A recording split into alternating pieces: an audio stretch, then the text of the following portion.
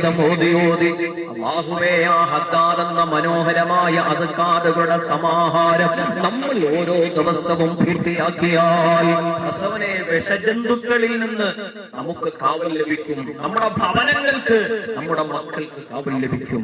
രോഗങ്ങളിൽ നിന്ന് അല്ലാഹു നമുക്ക് കാവൽ തരും.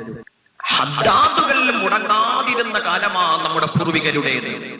നമ്മുടെ ബാപ്പയുടെയും ഉമ്മയുടെയും വല്യമ്മയുടെയും വല്യപ്പയുടെയും ഒക്കെ കാലഘട്ടങ്ങൾ അല്ലാഹുവേ ഹദ്ദാദ് മുടങ്ങിയിട്ടില്ല അവർക്ക്. ചിലർക്ക് ഹദ്ദാദ് എന്ന് കേട്ടാൽ അവർക്ക് ദഹിക്കില്ല. പലതും ദഹിക്കാത്തതുപോലെ അവർക്ക് ഹദ്ദാദും ദഹിക്കാതെ വരും. പക്ഷേ ഹദ്ദാദ് എന്ന് പറയുന്നത് ഒരു വല്ലാത്ത പണച്ചട്ടയാണ്. 4 ഭാഗത്തു നിന്നും കടന്നു വരുന്ന ദുരന്തങ്ങൾ, അപകടങ്ങൾ, ആപത്തുകൾ, ബുദ്ധിമുട്ടുകൾ, പ്രയാസങ്ങൾ, പ്രതിസന്ധികൾ, രോഗങ്ങൾ, ശത്രുക്കളുടെ ചതികളുണ്ട്, സിഹറുകളുണ്ട്, ഐനുകളുണ്ട്. ഏത് വിപത്തുകളാണെങ്കിലും അല്ലാഹുവേ ഹദ്ദാദിൽ അതിന് പരിഹാരമുണ്ട്.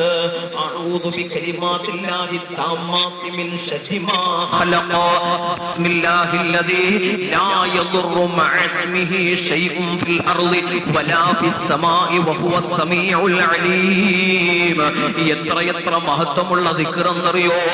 ഈ ദിക്റുകൾ ചൊല്ലിയിട്ടാണ് മഹാനായ ഖാലിദ് റളിയല്ലാഹു തആല അൻഹുവിനോട് ശത്രുക്കൾ വന്നിട്ട് പറഞ്ഞില്ലേ, ഖാലിദ് ഈ വിഷം നീ കുടിച്ചാൽ, ഈ വിഷം കുടിച്ചിട്ട് നിനക്ക് വിപത്തൊന്നും വരാതിരുന്നാൽ, നിനക്ക് ഒരു പ്രശ്നവുമില്ലാന്ന് ഞങ്ങൾ കണ്ടാൽ, ഈ കൊടിയ വിഷം കുടിച്ചിട്ട് നിന്റെ ശരീരത്തിനൊരു പോറല് പോലും ഏറ്റിട്ടില്ല എന്ന് ഞങ്ങൾ കാണുകയാണെങ്കിൽ ഞങ്ങൾ എല്ലാവരും ഇസ്ലാം മതം സ്വീകരിക്കാമെന്ന് പറഞ്ഞുകൊണ്ട് മഹാനായ ഖാലിദ് റളിയല്ലാഹു അൻഹുവിന്റെ മുന്നിലേക്ക് ശത്രുക്കള് വിഷവുമായി കടന്നു വന്നില്ലേ?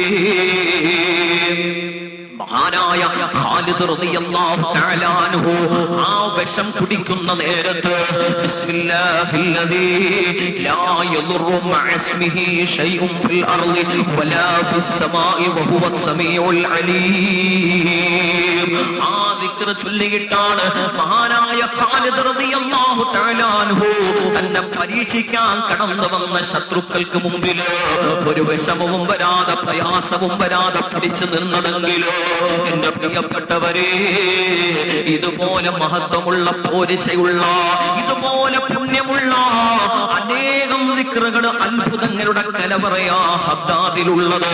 അത് പഠിക്കണേ, അത് മക്കളെ പഠിപ്പിക്കണേ, അത് നമ്മുടെ വീടുകളിൽ പതിവാക്കണേ. അല്ലാഹു നമുക്ക് തൗഫീഖ് ചെയ്യട്ടെ.